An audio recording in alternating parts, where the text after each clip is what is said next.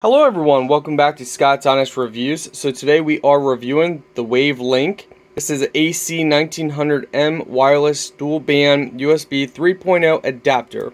So what this does, it enhances your computer's signal from your router. So let's say, for an example, we have our router downstairs.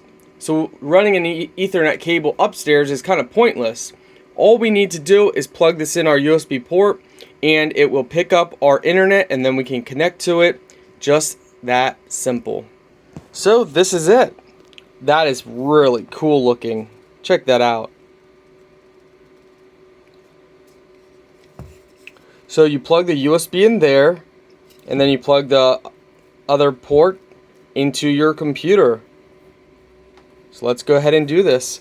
But I want to show you guys, first off, as you can see, no internet access as of right now.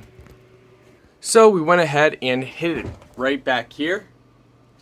And as you guys can see now, we have Wi-Fi access and almost full bars. That is pretty awesome. I don't know about you guys, but I'm very happy with this. I think you will be too.